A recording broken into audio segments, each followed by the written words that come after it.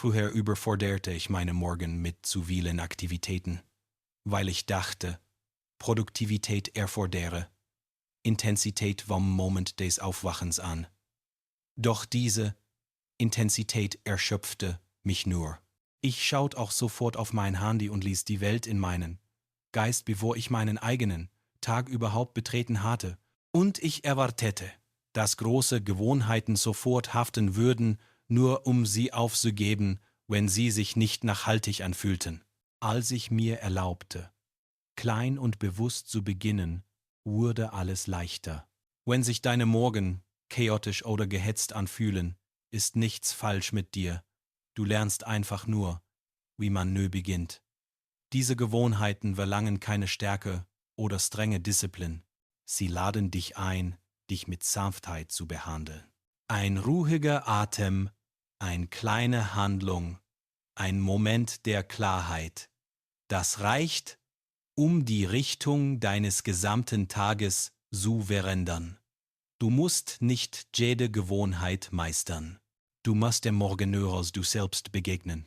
Du bist nicht jemand, der dazu bestimmt ist, im Chaos aufzuwachen.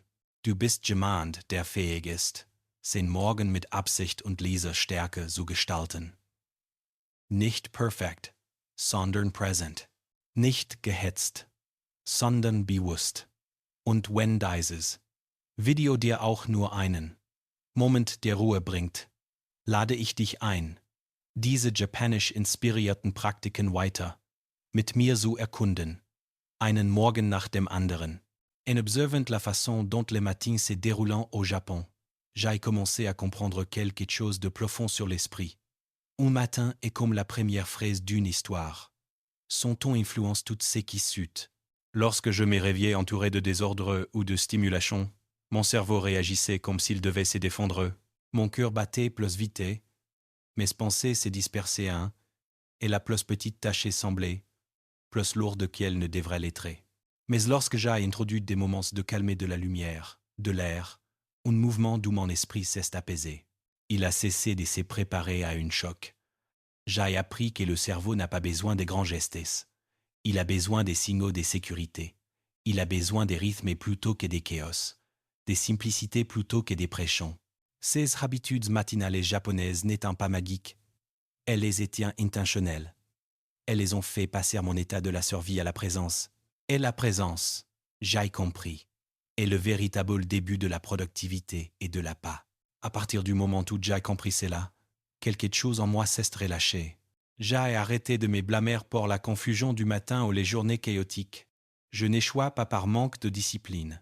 Je ne savais tout simplement pas comment créer les conditions dont mon esprit avait besoin pour se sentir ancré. Un bon matin n'avait pas besoin d'être parfait. Il avait besoin de rythmer. Et une fois que j'ai créé ces rythmes, mes journées n'ont plus ressemblé à des batailles. Elles sont devenues quelque chose que je pouvais enfin traverser avec clarté et intention. Lorsque j'ai décidé de transformer mes matins, je ne voulais pas d'une routine qui ressemble à une liste détachée. Je voulais quelque chose d'humain, quelque chose qui ne m'accable pas, mais qui me rassemble. C'est pourquoi ces 8 habitudes inspirées du Japon ont commencé à m'y changer, non pas parce qu'elles étaient impressionnantes, mais parce qu'elles étaient assez douces pour que je puisse rester avec elles. Elles ne poussent pas, elles invitent. Et dans cette invitation silencieuse, j'ai trouvé un nouveau rythme en moi, un rythme qui m'avait manqué pendant des années. La première habitude consistait à boire de l'eau chaude juste après le réveil. Avant, je me précipitais dans la journée alors que mon corps n'avait même pas encore eu le temps de revenir pleinement du sommeil. Mais au moment où l'eau chaude touchait mon estomac, quelque chose est relâché. C'était comme si mon corps disait « Bienvenue de nouveau ». La chaleur s'est diffusée lentement, me réveillant de l'intérieur plutôt que de me secouer de l'extérieur. Ce geste simple m'a appris à commencer la journée avec douceur plutôt qu'avec urgence. La deuxième habitude était d'ouvrir la fenêtre. L'air du matin au Japon portait une forme de tranquillité presque sacrée. Lorsque j'ai ouvert ma fenêtre pour la première fois avec intention, j'ai senti cette même paix se déposer sur ma peau. L'air était frais mais doux, et la lumière entrait dans la pièce d'une manière qui ne demandait rien de moi. C'était comme regardeur, le monde respirait avant qu'il ne commence à bouger. Cette douceur m'a rappelé que je n'avais pas besoin de mes propulseurs dans la journée. Je pouvais y entrer calmement. La troisième habitude était de faire mon lit. Pendant des années, je n'avais pas compris pourquoi cet acte si petit comptait. Mais quand j'ai commencé à le faire lentement, sans me presser, quelque chose a changé. En lissant la couverture et en rentrant les cons, j'ai ressenti un petit sentiment d'accomplissement. Une minuscule victoire avant même que la journée ne commence. C'était le premier moment où je m'ai donné un sentiment de contrôle. Le premier moment où je ressentais que je façonnais mon environnement au lieu d'y réagir. Et cela a changé le ton de tout ce qui suivait. La quatrième habitude était 1 minute de rangement. Avant, j'ignorais le désordre où j'essayais de tout nettoyer en une seule fois. Les 2 options m'épuisaient. Mais ces rituels d'1 minute a créé un équilibre. Je choisissais un seul endroit, un coin de bureau, une étagère et je le remettais en ordre. Voir juste une surface propre rendait mon esprit plus clair. Cela m'y rappelait qu'il faut peu de choses pour transformer l'atmosphère d'une pièce. Et lorsque l'atmosphère changeait, moi aussi. La 5e habitude était de s'étirer. Pas un entraînement, pas une obligation, juste une façon de revenir à mon corps, en m'étirant vers le haut et en sentant la tension le long de ma colonne. Vertébrale s'est relâchée. J'ai réalisé à quel point je me crispais. Chaque matin sans le savoir. Chaque étirement ressemblait à un message envoyé à mon corps. Tu peux relâcher maintenant. Tu n'as pas besoin d'importer ir dans aujourd'hui. Et peu à peu, la raideur physique et émotionnelle a commencé à se dissoudre. La 6e habitude était d'écrire une chose pour laquelle j'étais reconnaissante. Je pensais que la gratitude devait être profonde pour avoir du sens, mais ce n'était pas nécessaire. Certains jours, j'écrivais sur la lumière sur le sol. D'autres jours, sur le silence. Certains jours, j'écrivais simplement « Je m'y suis réveillé ». Ce qui comptait, ce n'était pas les mots. C'était la pause. La seconde de calmer où je reconnaissais que quelque chose dans ma vie, même minuscule, mérita d'être remarqué. Cette petite reconnaissance modifia la direction émotionnelle de ma journée. La 7e habitude était de manger un petit déjeuner simple. Les petits déjeuners japonais m'ont appris que la simplicité nourrit. Un petit bol de riz, un morceau de poisson, une soupe chaude. Rien de lourd, rien de précipité. Juste l'équilibré. Lorsque je ralentissais à ces ports goûter la nourriture, plutôt que de l'avaler comme une tâche, mon esprit suivait mon corps. La journée ne semblait plus être quelque chose à poursuivre. Elle devenait quelque chose à vivre. La 8e habitude était de choisir 3 priorités. Pas 10 objectifs, pas une liste infinie d'obligations. Juste 3 choses importantes. Les écrire. C'était comme tracer une carte pour la journée. Dès que je définissais ces 3 choses, le bruit autour de moi se calmait. Je ne ressentais plus le besoin d'accomplir tout. Je n'avais qu'à rester fidèle à ces 3 directions. Et d'une manière ou d'une autre, cette clarté rendait la journée plus légère, non plus lourde. Ces 8 habitudes n'ont pas transformé mes matines du jour au lendemain. Elles ont transformé ma relation avec moi-même. Elles m'ont appris qu'un matin n'a pas besoin d'être productif pour être significatif. Il doit simplement être intentionnel. Et lorsque j'ai commencé chaque jour avec intention, les heures qui suivaient ont cessé de ressembler à quelque chose que je devais survivre. Elles sont devenues quelque chose que je pouvais vraiment vivre.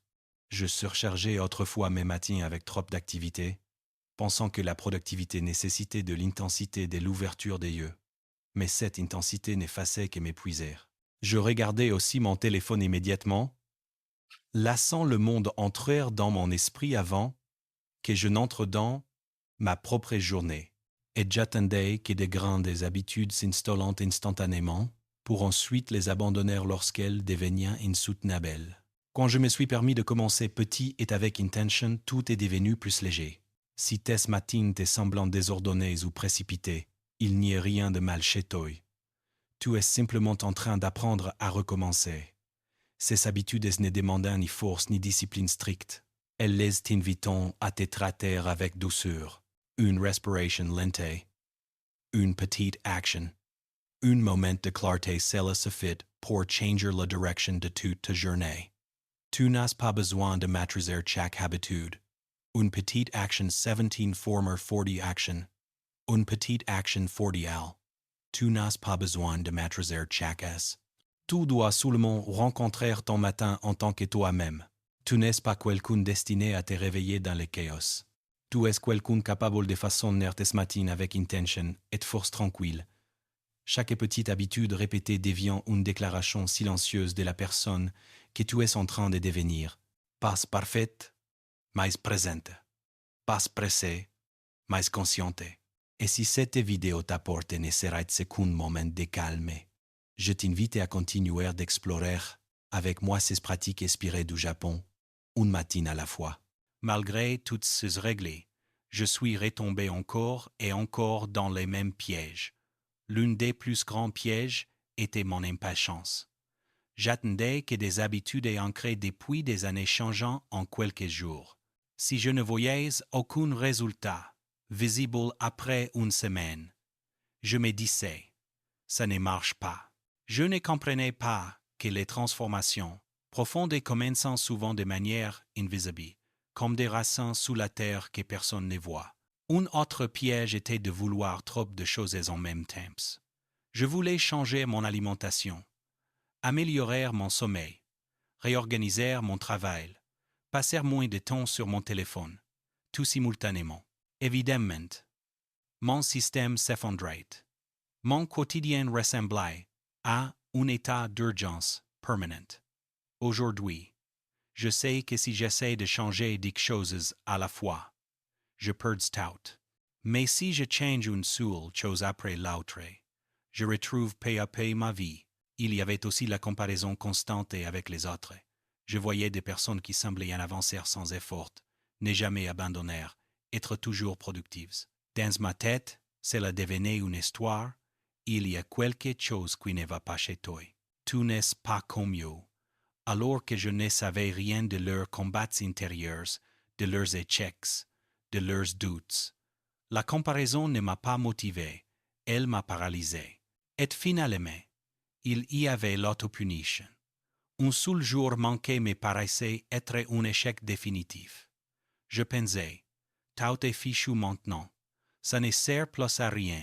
Aujourd'hui, je vois les choses différemment. Un jour de pause ne détruit pas une identité. Ce qui est vraiment dangereux, c'est la décision de ne pas revenir. Alors j'ai appris à voir les erreurs comme une partie naturelle du chemin et non comme la preuve que je ne suis pas fait pour réussir. Avec le temps, j'ai commencé à m'y parler avec plus de douceur. J'ai compris que je n'étais pas brisé, simplement parce que je ne fonctionne pas parfaitement. Je suis un être humain, pas un système qui doit tourner sans faille en permanence. Pendant des années, mon cerveau a essayé de me protéger, en me mettant en garde contre des surcharges que j'avais moi-même créées. J'ai longtemps interprété ces signaux d'alerte comme une faiblesse, au lieu d'y voir une invitation à m'y traiter autrement. Aujourd'hui, je me dis, tu n'as pas besoin de tout accomplir aujourd'hui. Tu dois seulement faire un pas vrai, honnête, même petit. Tu as le droit de grandir lentement. Tu as le droit d'avoir des jours où tu es fatigué. Tu as le droit de trébucher. Le changement est souvent invisible avant de devenir visible. Tel comme un arbre met longtemps à s'enraciner discrètement, avant d'apparaître à la surface. Nos nouvelles habitudes posent d'abord des bases invisibles. Plus je prends conscience de cela, moins je suis dur envers moi-même. Au lieu de m'insulter quand j'échoue, je me demande, qu'est-ce que je peux en apprendre? Comment puis-je réagir en pour sentir mieux demain? Dans cette douceur, ma discipline grandit non pas comme une règle rigide, mais comme une amitié avec moi-même. Aujourd'hui, je ne m'y vois plus comme quelqu'un qui essayait désespérément de devenir discipliné. Je me vois comme quelqu'un qui est déjà un chemin calme, clair et durable. Chaque fois que j'applique l'une de ces petites règles japonaises, je m'y confirme à moi-même. Je suis quelqu'un qui se montre. Je suis quelqu'un qui revient. Je suis quelqu'un qui avance par petits pas. Si tu entends ces mots, et que tu sens qu'ils résonnent en toi, alors tu es probablement déjà beaucoup plus loin que tu ne le crois. Tu n'es pas au début. Tu es au milieu de ton histoire. Si tu veux continuer à voir à tes côtés ces pensées, cette discipline douce mais profonde, et ces mélanges de psychologie et d'art de vivre japonais, alors je t'invite à t'abonner à cette chaîne. Pas pour moi, mais pour ton futur toi. Pour la version de toi qui mérite stabilité, calme et croissance. Chaque fois que tu fais un petit pas, tu te dis, je suis sur mon chemin. Et c'est exactement là que commence la vraie constance.